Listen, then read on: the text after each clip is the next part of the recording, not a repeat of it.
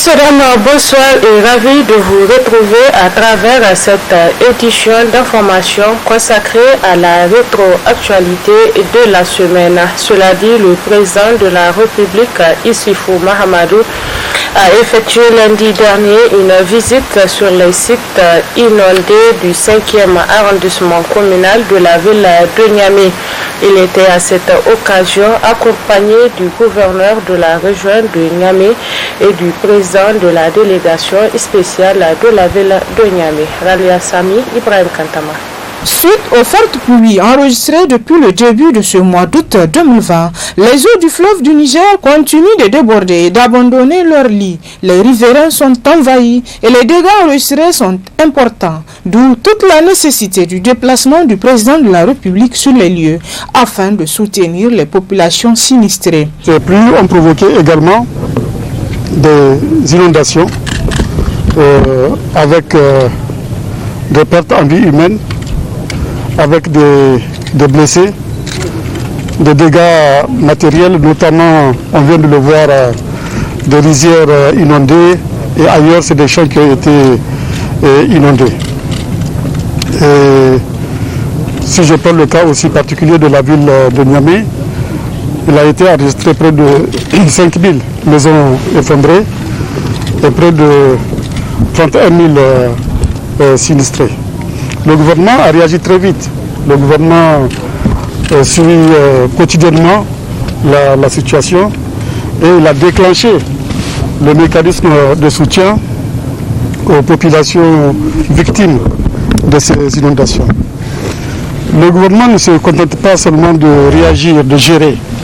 Il a fait beaucoup d'efforts de prévention. Depuis 2012, si je prends le cas de la ville de Niamey, nous avons fait beaucoup dans le domaine de l'assainissement de la ville de Niamey, dans le domaine de la réalisation des collecteurs d'eau pluviale, dans le domaine de la réalisation de chaussées drainantes. Nous avons aménagé le Guntiana, vous avez vu ça. Si le Guntiana n'avait pas été aménagé, certainement il y aurait eu encore davantage de dégâts. Nous avons aussi, au-delà de Niamey, dans toutes les régions du pays, fait intervenir le PRGC, c'est le projet de gestion des risques de catastrophes et développement urbain. Mais tous ces efforts-là doivent être poursuivis parce que le gouvernement est conscient du fait que, par exemple, le fleuve doit être désensablé. Le gouvernement est conscient du fait qu'il faut aménager les affluents du fleuve qui alimentent le lit du fleuve en sable. Nous sommes conscients aussi qu'il faut aménager aussi les bras morts du fleuve. Tout ça, ça fait partie des efforts de prévention qu'envisage le gouvernement. Au-delà de Niamey, on intervient dans toutes les régions et notre objectif, c'est, je dirais, de construire des villes et des villages équilibrés, durables et intelligents. C'est un peu l'objectif autour duquel le gouvernement a toujours travaillé. Cet objectif va être poursuivi et c'est pour cela que nous allons multiplier les schémas directeurs d'aménagement de villes et de villages afin que ces villes et villages soient durables, intelligents et équilibrés. Le président de la République n'a pas manqué de les rassurer de l'engagement du gouvernement et ses partenaires à les accompagner dans ces circonstances malheureuses. Notons qu'en tant que premier responsable du pays, c'est un devoir civique que vient d'accomplir le président de la République en se rendant au chevet de ces sinistrés. Fin de la polémique autour de la probable vente de l'école Terminus 2. En effet, le ministre du domaine de l'urbanisme et du logement a démenti la rumeur selon laquelle l'école Terminus 2 serait vendue à travers un point de presse animé jeudi dernier à son cabinet. Retrouvons une fois de plus Ralia Sami et Ibrahim Kantama.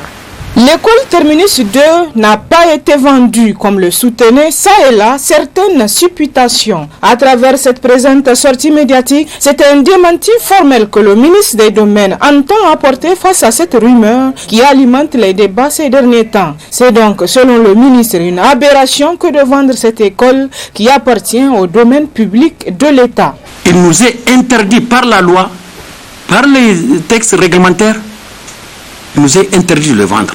Et ce serait une faute très grave pour nous si nous l'avons fait. Nous ne l'avons pas fait. Donc déjà, il faut que ça soit très clair. Nous n'avons pas vendu des terrains à un particulier, un domaine public de l'État. Et deuxièmement, l'école Terminus 2, c'est de ça qu'il s'agit. D'abord, pour le ministère de l'Éducation nationale, le directeur de cabinet ici à côté de moi, pour eux, ça n'existe plus. L'école Terminus 2, ça n'existe plus. Ils n'en parlent plus, même dans leur répertoire, dans leurs statistiques, il n'y a pas ça. Parce que ils ont recensé un certain nombre d'écoles à travers la ville de Niamey qui sont plus fréquentées, soit parce que les populations sont vieillissantes, soit parce que les gens préfèrent inscrire leurs enfants dans des écoles privées. Ces écoles certaines sont fermées, certaines sont en sous-effectif, et ils ont toujours pensé fermer ces écoles pour, en tout cas, trouver même des gens, des partenaires qui peuvent aller construire des classes ailleurs. Là où le besoin se fait sentir, parce que nous avons beaucoup d'écoles en paillotte dans la ville de Niamey. Donc finalement, c'était un terrain vide qui est resté comme ça. L'université suisse, certainement a eu écho de ces terrains vides. Elle est partie. Elle s'est approchée du ministère de l'Éducation nationale pour dire que ils souhaiteraient vraiment avoir ce terrain. Ils vont construire une université comme ils en ont fait dans la sous-région. Mais ils leur proposent de reconstruire des classes et peut-être même d'autres choses. Et tout naturellement, le ministère de l'Éducation nationale les a orientés vers nous pour dire que il faut aller voir le ministère des Domaines. Et quand ils sont venus nous faire leurs propositions, nous avons dit que nous gérons les terrains. On ne peut pas faire de troc avec nous. Les terrains là, nous ne pouvons pas. Les terrains, nous l'affectons au ministère. Il est affecté toujours au ministère de l'Éducation nationale, de l'enseignement primaire, et qu'il ne peut servir que d'école, que des classes. Il ne peut pas servir d'autre chose. Donc, en un mot, nous n'avons pas vendu ce terrain. Nous avons affecté ce terrain à l'université suisse, et même sous forme de location. Et la location, au niveau de l'État, est aussi encadrée par des textes qu'on appelle le bail amphithéotique. Cette école, créée depuis 1966, était restée fermée et non fréquentée depuis 2014 et 2015. Elle a donc été affectée à l'université suisse 9 sous forme de bail amphithéotique pour une durée bien déterminée. Toujours est-il dit que le terrain reste et demeure la propriété de l'État nigérien. L'Organisation mondiale de la santé au Niger a offert un don de kits d'urgence sanitaire estimé à 190 389 388 francs CFA au gouvernement nigérien pour soutenir ses efforts face aux inondations. Et c'est le ministre de la Santé publique, Dr Idi Ilyassou Menassara, qui a réceptionné ce don lors d'une visite effectuée jeudi dernier sur les sites des sinistrés. Haïs Adamou, Abdulmoumouni, Abdraman.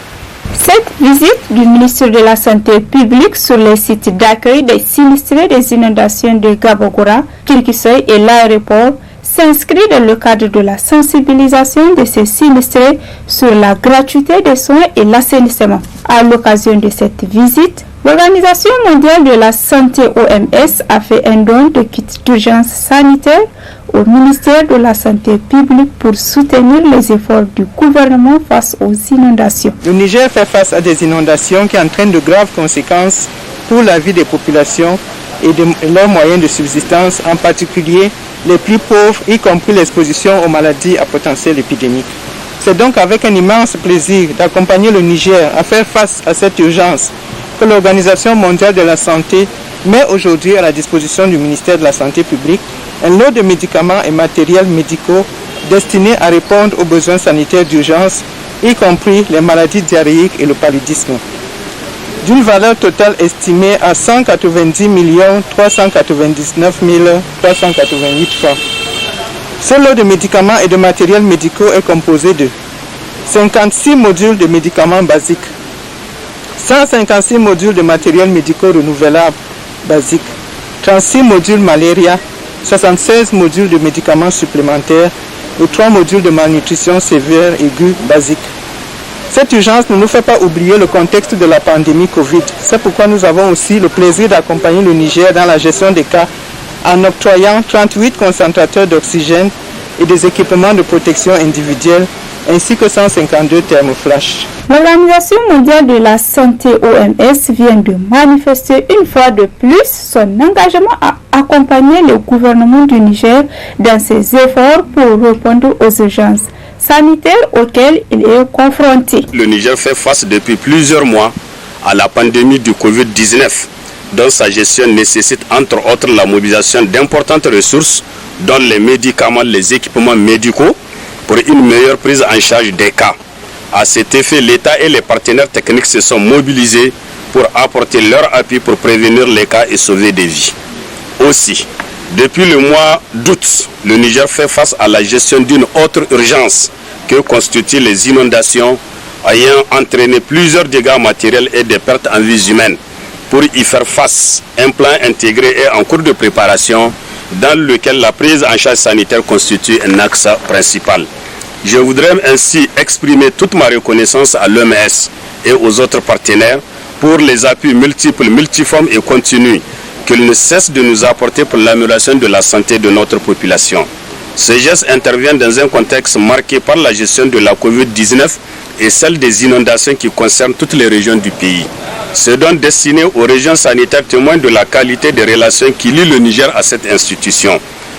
Par cet important don, l'OMS dote le ministère de la Santé publique d'équipes d'urgence permettant de renforcer son dispositif de réponse aux épidémies et aux urgences sanitaires. Mesdames et messieurs, les actions de l'OMS en faveur de notre pays sont très précieuses, tant du point de vue technique, financier, matériel que logistique. C'est pourquoi, avant de terminer mon intervention, au nom du président de la République, chef de l'État, j'adresse à Madame la directrice régionale de l'OMS pour l'Afrique mes vifs remerciements et l'assurer que cet appui sera utilisé à bon escient. La cérémonie a pris fin par le passage en revue des échantillons des différents lots de médicaments et matériels, appuyé par les explications de la chargée du programme des urgences du bureau pays de l'OMS. De son côté, l'UNICEF a fait don au ministère de la Santé publique d'un important lot de matériel au gouvernement nigérien en réponse à la propagation de la pandémie du coronavirus.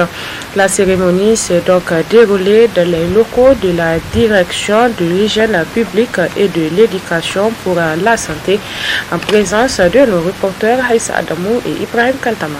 Cette cérémonie officielle de remise d'un important lot d'intrants de prévention et contrôle des infections et de protection du personnel médical d'une valeur de 115,7 millions de francs CFA rentre dans le cadre de la réponse nationale à la pandémie de la COVID-19. Le secrétaire général du ministère représentant le ministre de la Santé déclare que ce don va renforcer leurs capacités et leur permettre de faire face à cette pandémie, tout en rappelant que l'UNICEF est un partenaire privilégié dans cette lutte depuis l'enregistrement du premier cas de Covid-19 en mars 2020. Le gouvernement du Niger s'est engagé résolument à apporter une réponse adéquate à la hauteur de cette crise sanitaire nationale. Ainsi, le gouvernement a élaboré un plan national d'urgence en vue de faire face à la flambée des cas au Niger, où aujourd'hui toutes les 8 régions du pays ont rapporté des cas confirmés de Covid-19. Toutefois, la région de Niamey constitue toujours l'épicentre de cette pandémie pour notre pays. Pour accroître la capacité de riposte du Niger à cette pandémie, Le ministère de la Santé publique a sollicité et obtenu l'accompagnement de plusieurs partenaires financiers, dont l'UNICEF. L'UNICEF, partenaire privilégié de la mise en œuvre de notre plan de développement sanitaire, s'est vite positionné dès les premières heures de la crise sanitaire aux côtés du gouvernement du Niger, en apportant son appui technique, logistique, matériel et financier à la réponse contre la pandémie de Covid. L'UNICEF a mobilisé d'importants moyens pour appuyer les différentes composantes de notre plan de riposte, dont principalement la communication pour un changement de comportement, la prise en charge des cas, le renforcement des capacités des acteurs et surtout la composante prévention et contrôle de l'infection. La représentante de l'UNICEF au Niger explique que c'est sur la base d'une évidence, d'une analyse des besoins faite entre le ministère de la Santé et leur équipe qu'intervient leur appui. Depuis le début de la pandémie, l'UNICEF se tient aux côtés du gouvernement nigérien et de ses partenaires, tant à travers son rôle de co-lead de plusieurs commissions nationales, dont celle en charge de la logistique, de la prise en charge de la communication sur les risques et l'engagement communautaire, de la prévention et du contrôle des infections à travers son engagement important dans la riposte, dans la surveillance épidémiologique et dans la coordination de la réponse nationale. Dans le cadre de la réponse en matière de prise en charge, de prévention et contrôle des infections, l'UNICEF appuie fortement la direction de l'hygiène publique et de l'éducation pour la santé dans la définition et la mise en œuvre de la stratégie d'intervention, des protocoles et outils ainsi que dans les activités opérationnelles conduites en collaboration avec les directions régionales de la santé publique, de l'hydraulique et de l'assainissement et des ONG partenaires dans toutes les régions du Niger. Au nombre de ces activités figurent le renforcement des capacités des agents de santé et des hygiénistes en prévention et contrôle des infections, le renforcement des capacités des agents de santé à la prise en charge, le suivi de la mise en place et du respect des mesures de prévention et de contrôle des infections, la désinfection et la pulvérisation des lieux et installations à risque, la fourniture de dispositifs de lavage des mains et de savon au profit des formations sanitaires, écoles, places publiques et administrations, complétées par des activités de sensibilisation sur la pandémie et les gestes barrières. Le renforcement de l'accès à l'eau potable dans les formations sanitaires et les centres de prise en charge et d'isolement. La gestion digne et sécurisée des enterrements et j'en passe. Les médicaments et équipements de laboratoire et de protection des agents de santé. La représentante résidente de l'UNICEF au Niger a remarqué que les efforts consentis ont contribué à ralentir la propagation de la COVID-19 au Niger. Il faut maintenir cette tendance et renforcer les mesures en cours, a-t-elle conseillé. Très ravie de ces appuis, l'autorité sanitaire a témoigné toute sa gratitude et celle du peuple nigérien aux donateurs. La suite de cette rétroactualité, la police judiciaire a mis hors d'état de nuire 4 réseaux de malfaiteurs qui opèrent contre les agences de transfert d'argent, les particuliers et les opérateurs de téléphonie.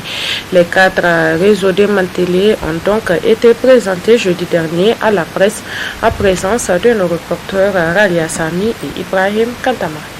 Pour cette nouvelle prise de la police judiciaire, ce sont 4 réseaux de malfaiteurs qui ont été démantelés. Ces 4 réseaux sont spécialisés et opèrent dans plusieurs domaines, notamment contre les agences de transfert d'argent, les opérateurs de téléphonie mobile et même sur les particuliers, avec différents modes opératoires. Ce sont 4 réseaux de malfaiteurs qui opèrent contre les agences de transfert d'argent, les opérateurs de téléphonie et des particuliers qui ont été démantelés. Première bande, elle est composée de 6 individus et elle est spécialisée dans le braquage à main armée contre les agences de transfert d'argent dans la ville de Niamey, avec un préjudice global évalué à la somme de 23 21 500 francs CFA. Dans les mêmes opérations, plusieurs téléphones portables et un ordinateur ont été emportés. Quant à la deuxième bande, elle est composée de 23 jeunes dont l'âge varie de 8 à 17 ans et qui sont recrutés tous dans la région de Maradi par leur chef et spécialement pour commettre des vols. La bande s'est installée ici même à Niamey au quartier Dar Salam où elle opère depuis 3 mois pour le compte de leurs chefs qui sont au nombre de 4. Et parmi eux, 3 sont interpellés et le 4e est activement aussi recherché. Ces jeunes-là divertissent donc leurs victimes pendant que les autres procèdent au vol. Et à son actif, comme c'est la bande, 34 vols ont été enregistrés, dont 25 ici à Niamey. Et les autres vols ont été commis en cours de route, c'est-à-dire entre Maradi et Niamey. À Maradi, ils ont commis 3, à Kouani 1, à Dosso 3 et à Berningauré 1. La 3e bande, c'est une bande spécialisée en cyberattaque contre les opérateurs de téléphonie de la place. Actuellement, 2 opérateurs sont victimes avec un préjudice évalué à 398 715 002 francs CFA. Comme mode opératoire, les membres de cette bande accèdent frauduleusement à la plateforme de gestion de monnaie électronique, donc le système informatique de la cible, puis procèdent au retrait d'argent, ensuite à leur transfert sur des numéros de téléphone acquis pour la circonstance et qui sont préalablement identifiés 1 semaine avant la commission de forfait. L'argent donc enfin est envoyé vers l'extérieur, donc au Togo, au Burkina, au Bénin, à Dubaï et surtout en Côte d'Ivoire. Présentement, 5 personnes sont interpellées, dont 3 de nationalité étrangère. Et plusieurs autres personnes sont identifiées dans les pays cités.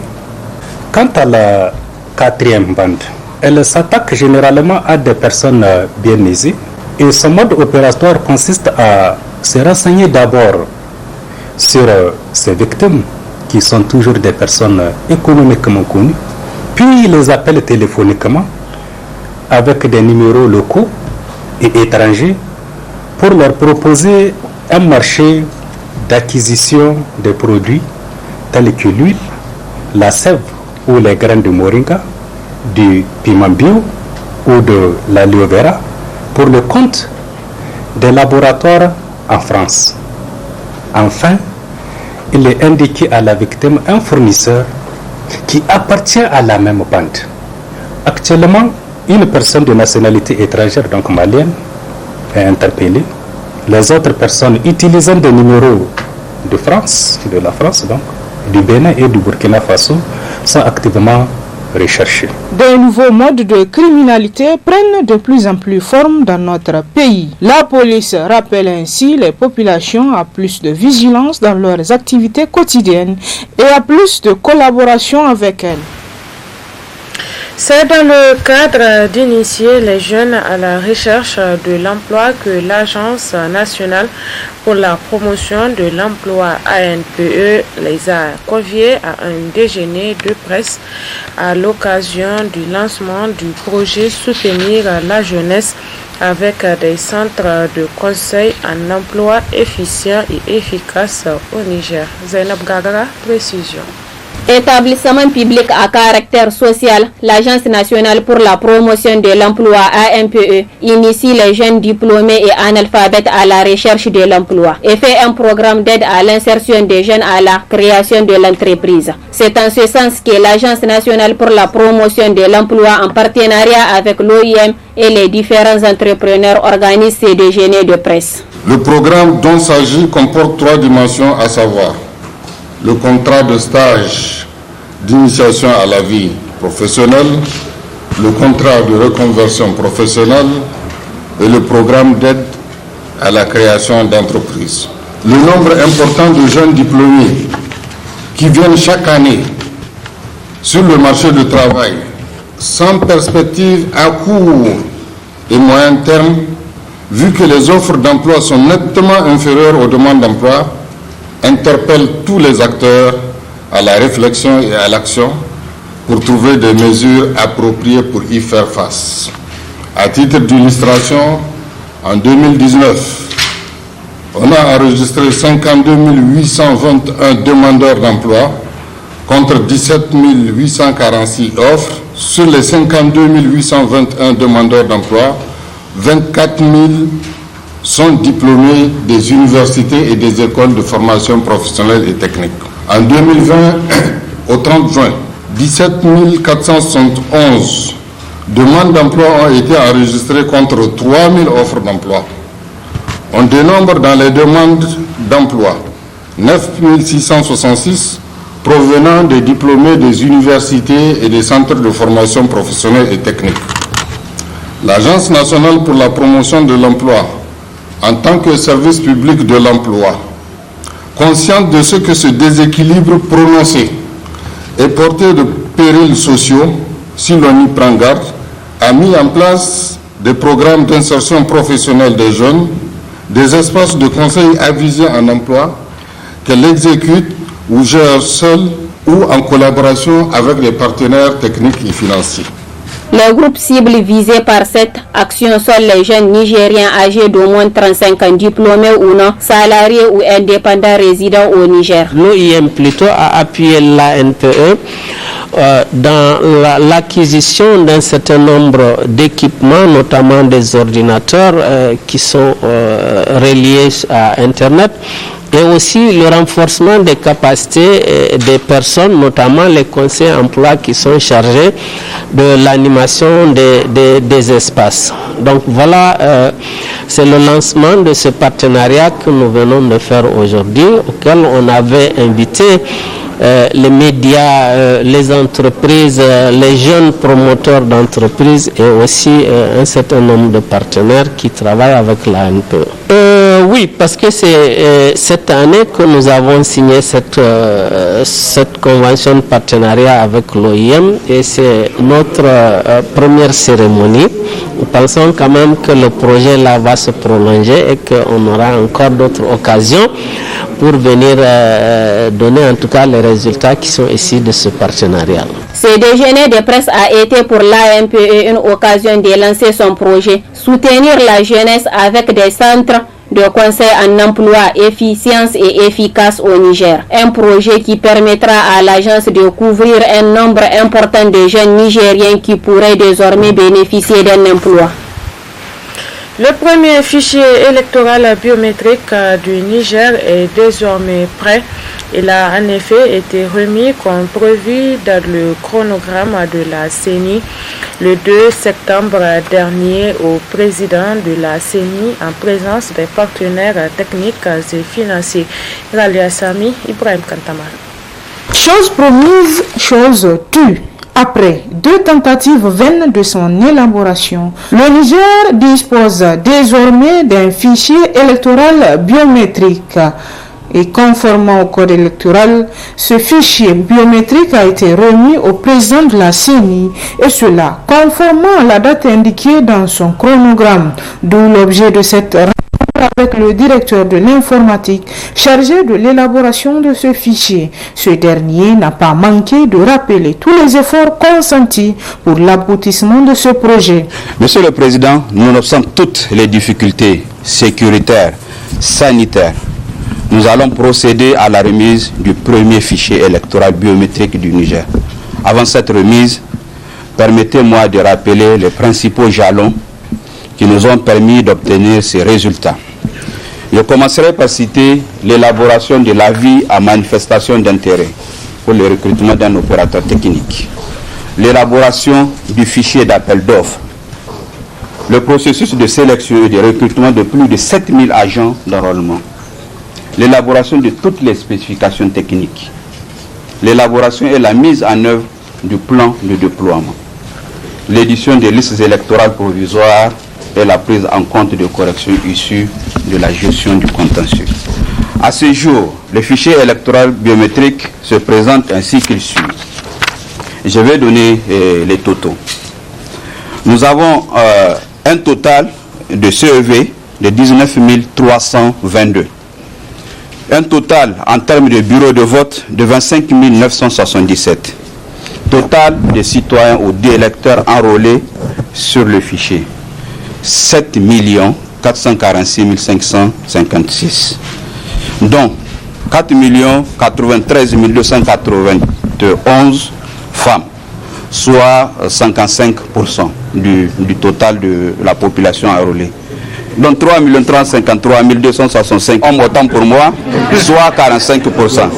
Le taux de réalisation par rapport aux estimations INS en termes de population électorale en l'an 2020, la population INS elle est de l'ordre de 9 791 442. Population électorale INS 2020. La projection en fait. Et donc le taux de réalisation par rapport à cette projection est de 76,36%. En réceptionnant ce premier fichier électoral biométrique dans sa phase première, c'est-à-dire avant l'audit, le président de la CENI s'est exprimé en ces termes. Nous avons travaillé dur, nous avons traversé des épreuves, mais nous sommes en droit légitimement de nous réjouir d'avoir ce bébé. Nous n'avons pas eu besoin de faire ni forceps, ni césarienne. Le bébé est là, il est beau, nous l'honorons à sa juste valeur.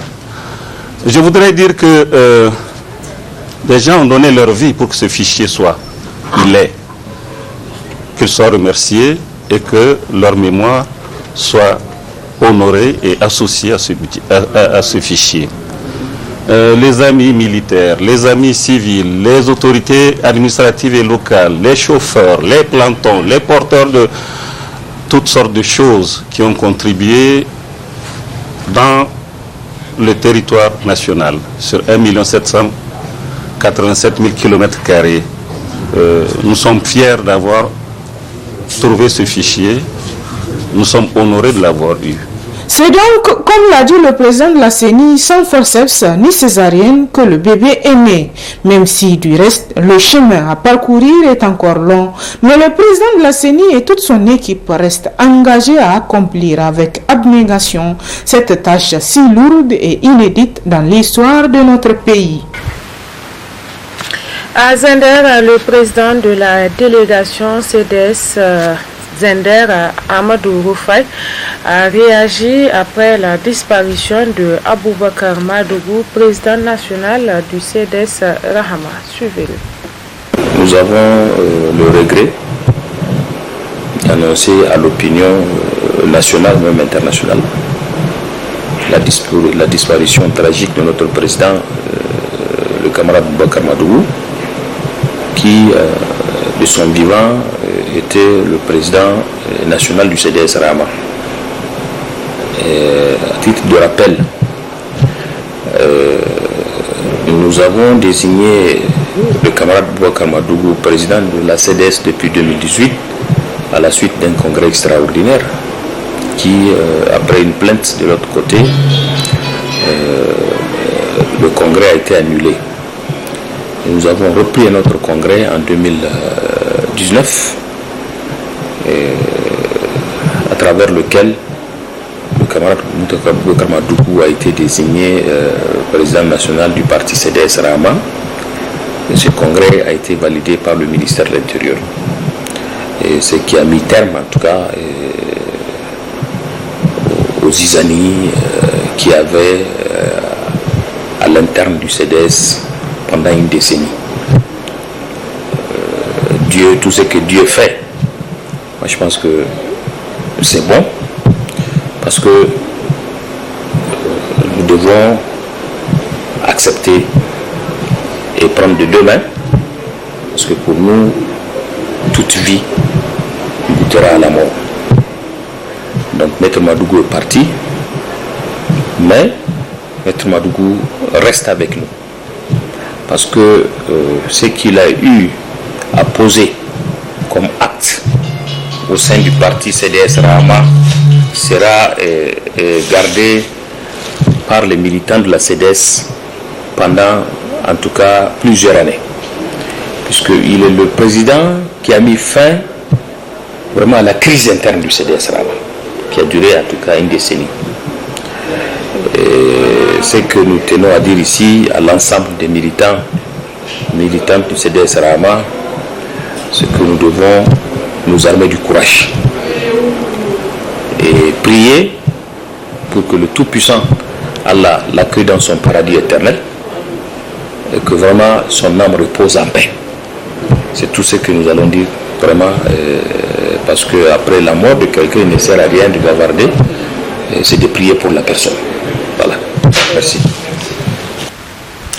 Dans le cadre de la célébration de la 18e édition de la Journée africaine de la médecine traditionnelle, une série d'expositions et ventes des produits de médecine traditionnelle a été organisée au cours de cette semaine au stade général Sénécountier de Niamey sous le haut patronage du ministre de la Santé publique, Dr Idi Iliassou Menassara. Une de nos équipes est allée donc à la rencontre des exposants. Zainabo Gagara commente les images de nos confrères de Saronia Télévision. La médecine traditionnelle est très importante dans la prise en charge de la santé des populations en Afrique. C'est donc dans le cadre de la célébration de 2 décennies de la médecine traditionnelle que se tient cette exposition vente des produits issus de la médecine traditionnelle. C'est un programme qui est très important parce qu'on doit travailler avec la médecine traditionnelle, la pharmacopée traditionnelle pour s'assurer que nous contribuons effectivement à l'amélioration de la santé des populations. Vous savez que l'Afrique est très riche en pharmacopée traditionnelle et face à cette richesse et que la plupart des médicaments modernes que nous utilisons viennent à partir de la pharmacopée traditionnelle. Donc il est important de promouvoir tout ce qui sort de la pharmacopée traditionnelle et même de valoriser cela pour que Seigneur, on puisse vraiment nous assurer que tout ce qui est fait au niveau de la pharmacopée traditionnelle contribue efficacement à ce qui est fait au niveau de la médecine moderne. Donc les deux doivent travailler main dans la main. Et c'est pour ça que cette journée est lancée au niveau de l'OMS pour qu'on puisse vraiment rappeler régulièrement au niveau des décideurs, au niveau de tous ceux qui travaillent dans la médecine traditionnelle, que c'est important que les deux médecines travaillent ensemble pour qu'on puisse atteindre la couverture santé universelle que nous visons tous. La population est au courant et c'est pour ça justement que chaque année, il y a cette journée pour pouvoir rappeler, pour pouvoir faire des plaidoyers, pour pouvoir faire la sensibilisation de la population pour qu'on puisse se rappeler de cette journée-là. Donc on a institué cette journée pour que chaque année il y ait donc toutes ces manifestations qui visent vraiment à rappeler toute l'importance de ce que les deux médecines doivent travailler ensemble, non seulement au niveau de la population, mais au niveau des décideurs aussi. Oui, vous avez suivi dans le discours tout à l'heure que les tradipraticiens ont été formés dans différentes disciplines de la santé et ça les aide maintenant à mieux comprendre la santé et à mieux comprendre ces maladies-là et ça facilite vraiment la collaboration entre les deux médecines.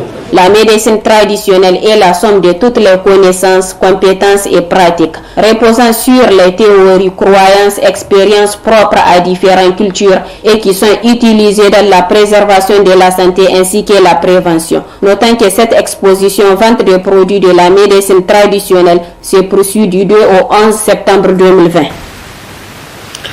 La Commission nationale des droits humains a publié vendredi dernier le rapport de mission d'enquête et d'investigation sur la disparition présumée de 102 personnes dans les localités d'Inates et Ayero. Suivez donc les explications du secrétaire général de la CNDH après la publication du rapport. Que c'est une mission qui a coûté au moins 3 mois à la CNDH.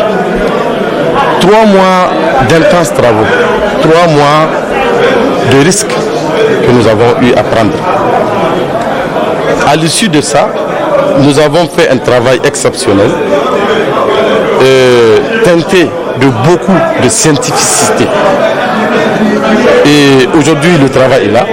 Dans une semaine, le temps d'extraire certaines spécificités, nous allons le mettre sur le site web de la commission pour que chacun puisse connaître du contenu. Ce qui s'est passé à Inates ne doit plus se reproduire dans notre pays. Nous avons connu des rébellions dans les années 90. Nous avons connu la dernière, celle du MNJ en 2008-2007. On ne doit plus, mais on n'a jamais connu ça. Ça ne doit plus se passer. Comment nous avons abouti à ces résultats? Comme j'ai dit, c'est sur des bases scientifiques. Ce ne sont pas des choses que nous avons avancées comme ça. Et je tiens à le souligner ici. C'est à notre corps défendant.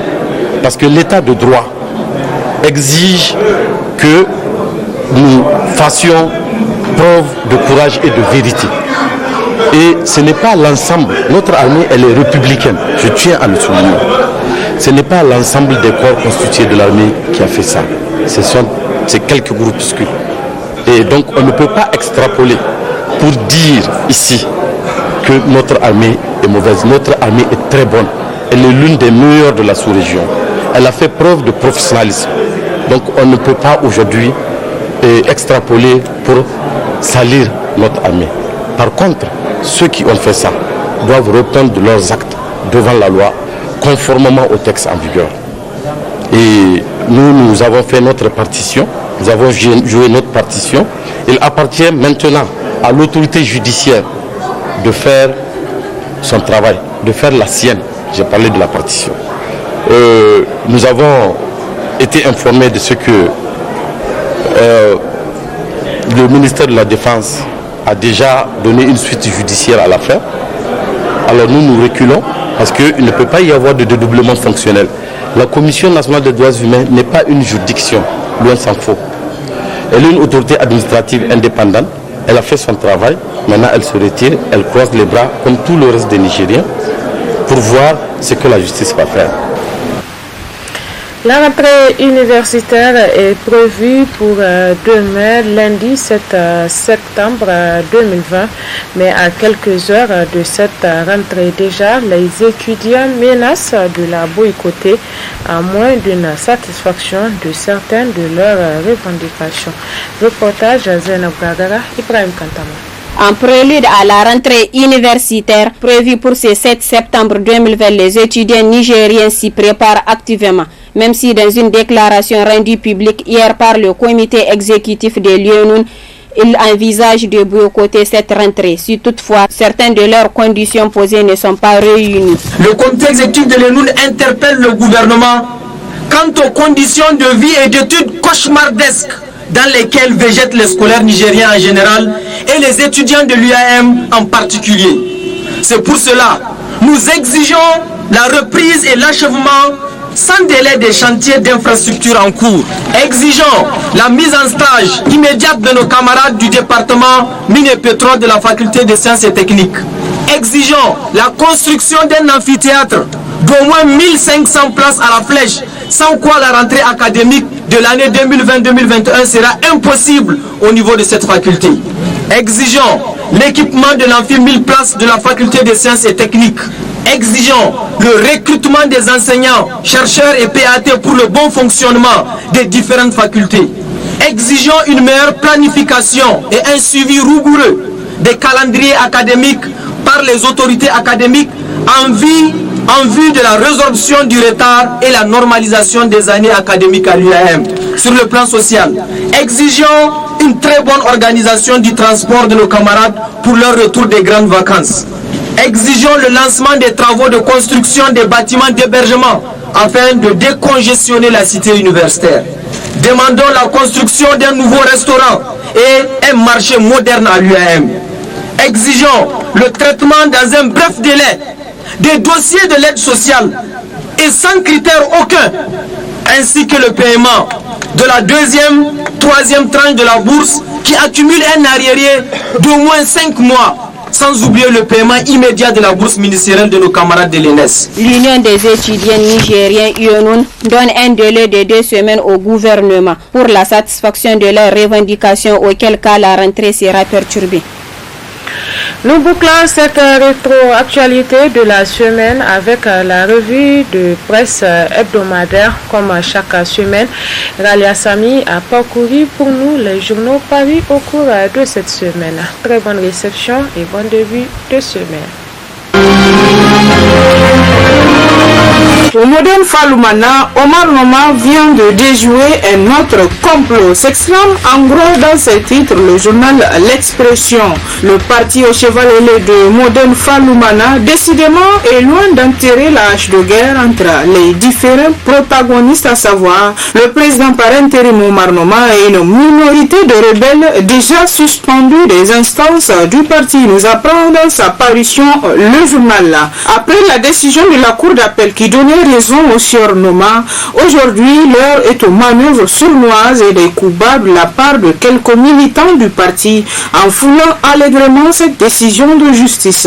Selon le groupuscule, toujours par mépris des textes du modèle Faloumana, se donne le plaisir d'écrire au président par intérim Noma Oumarou pour lui demander de convoquer une session extraordinaire, alors même que la date du 3e congrès est prévue pour le 19 septembre 2020 à Dosso. Les points de ce prochain congrès déjà connus de tous, alors pourquoi une session extraordinaire, s'interroge le journal, pour qui en réalité se groupe cette décision de la justice nigérienne.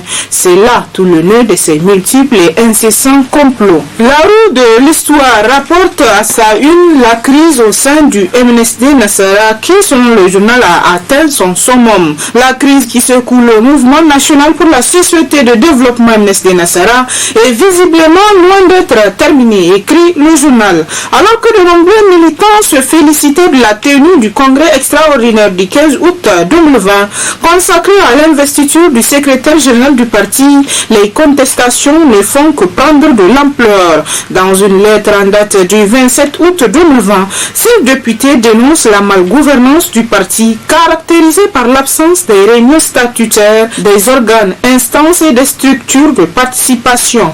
Le problème du MNSD reste donc entier, s'amplifie au contraire avec la mise sur scène des parlementaires qui expriment leur ras-le-bol et apportent leur soutien à la section de Maradi, victime d'un complot selon eux. Plus complexe, selon nos confrères, aux dernières nouvelles, la section Maradi bouillonne et a rendu public le mardi 1er septembre 2020, à l'issue d'une assemblée générale extraordinaire, une déclaration dans laquelle elle annonce le retrait de sa confiance au président Seyni Oumarou.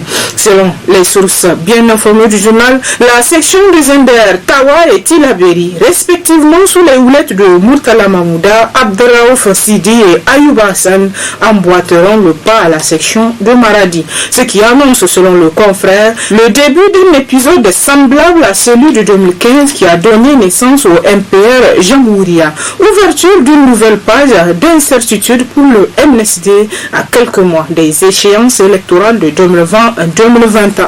Quant au journal L'Éclosion, il annonce dans ses titres que Hama Amadou rompt le silence, le Dambou de Bazou Mohamed risque de manquer d'huile. C'est à la surprise générale comme à ses habitudes d'ailleurs que Hama Amadou a fait sa première apparition politique post-exil le samedi 29 août 2020 au palais du 29 juillet. C'est sur le congrès d'investiture du candidat au présidentiel de Amen Amin que Hama Amadou a jeté son dévolu pour la première prise de parole dans l'arène politique depuis sa sortie de prison le 30 mars dernier. L'entrée de Hama dans la salle du palais du 29 juillet fut triomphale. Son intervention fortement acclamée par les militants et sympathisants d'Omar Hamidou Tchana dit Lada. Il faut dire selon le confrère que le chef de file de l'opposition nigérienne a caressé dans un sens qu'affectionnent ses compatriotes. Tiré à boulet rouge sur le régime du Soufou. Rien n'a été laissé par Hama Amadou, écrit le confrère qui précise de son appel à la mobilisation pour se débarrasser d'un régime qui est en train de nous tuer. À la campagne électorale précoce de Bazoum Mohamed, en passant par la provenance de l'argent des milliards selon Hama Amadou, que le candidat du PNDS Tareya déverse sa satiété sur son passage, l'attaque a été tout aussi frontale que violente. Selon ses propres expressions, les partis de la mouvance présidentielle ont soutenu pendant presque 10 ans le régime actuel qui dirige le Niger. Je leur demande en toute honnêteté de se retirer et d'analyser cet assujettissement volontaire et cette inféodation dans laquelle ils sont plongés.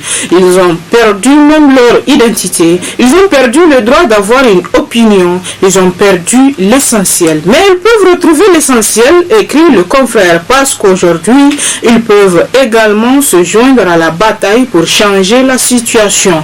Hama se met au-dessus de la mêlée, comme pour dire que sa candidature importe peu, mais c'est le Niger qu'il faut sauver, et seulement le Niger. Rebondissement de Hama Amadou sur la scène politique, les hostilités sont parties pour être rudes entre pouvoir et opposition, a constitué un des titres à la une du Monde d'aujourd'hui, pour qui on peut dire que les hostilités politiques ont d'ores et déjà commencé entre la majorité au pouvoir et l'opposition politique qui entend imposer la tenue d'élections transparentes et honnêtes, gage une alternance à la tête de l'État à laquelle elle croit dur comme fer. Par-delà les échanges aigre-doux que le chef de file de l'opposition et le candidat du PNDS Tareya, les fronts de l'opposition ont créé le dimanche 30 août avec les organisations de la société civile, des syndicats, des associations et des personnalités indépendantes, un cadre de lutte appelé CCR Kariel Wutentikasa, la coalition citoyenne pour la République.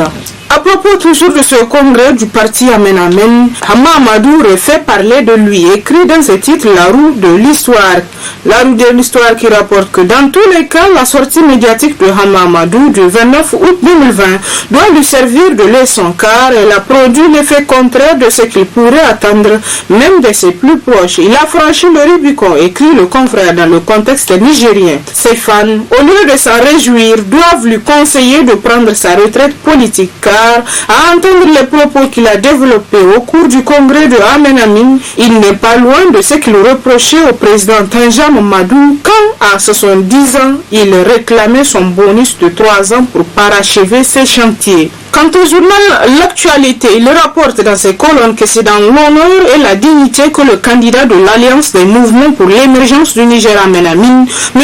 Omar Hamidou Ladan Tchana, a été investi candidat pour la présidentielle de 2021 le samedi 29 août dernier au Palais des Sports de Niamey. La cérémonie s'est déroulée dans le calme et la discipline politique en présence des militants du parti Amen Amin venus de toutes les contrées du pays, des représentants des partis de l'opposition, ceux des non-affiliés ainsi que de la mouvance présidentielle. Plusieurs interventions ont été faites lors de l'événement, soit pour louer la qualité du candidat Ladan Tchana, soit pour encourager l'ambitieux candidat que certains opposants qualifient de l'espoir, soit pour rappeler les efforts qu'il a déployés dans le combat pour la restauration réelle de la démocratie et de la bonne gouvernance que mène depuis presque 10 ans l'opposition politique face notamment à un régime que les opposants estiment dictatorial, sourd et aveugle, mais aussi et surtout champion de la délinquance économique que le pays ait jamais connu de son histoire. Le journal poursuit que lors de cette cérémonie, le président par intérim du modèle Falumana, M. Noma Umaru, a surpris les congressistes qui, malgré le différend qu'il oppose au président de l'Human Africa, s'est personnellement déplacé pour les accolades avec M. Hama Amadou, brandissant ses mains en haut. Preuve que les deux hommes sont capables de surmonter le défi qui les attend pour redonner espoir aux militants et militantes de cette formation politique, menacée depuis quelques mois par le virus de la division, de la guerre, de légitimité et d'incohérence des textes du dit parti. Une réconciliation qui a plu aux candidats investis pour la présidentielle prochaine, M. Omar Ladan Tchana. Je suis très heureux de voir M. Noma Omar et M. Hama Amadou assis côte à côte parce que la division du parti Lumana est quelque chose que nous détestons énergiquement. Je suis heureux de voir cette réconciliation au congrès d'Amen Amin.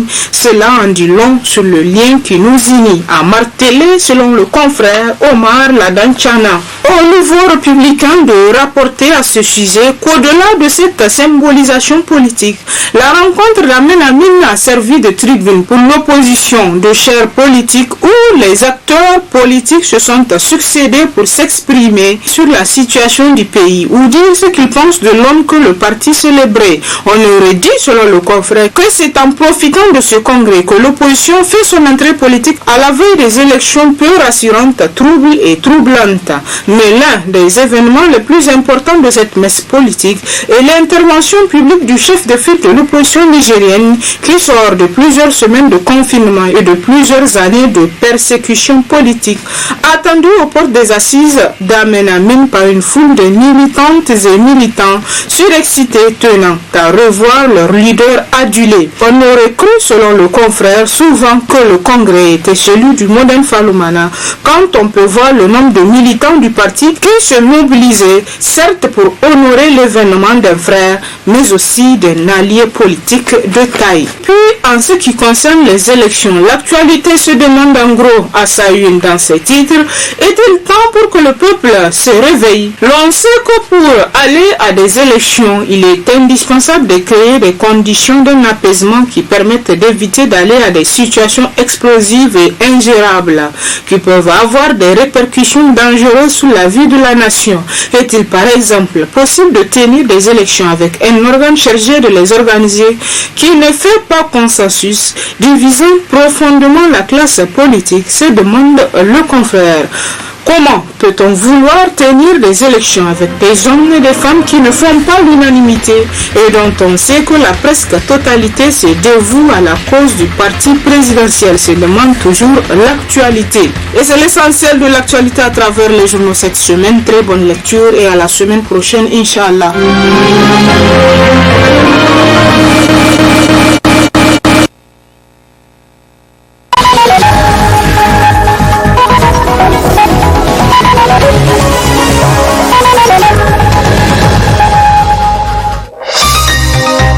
Ce journal vous a été présenté par STM Transport Voyageurs.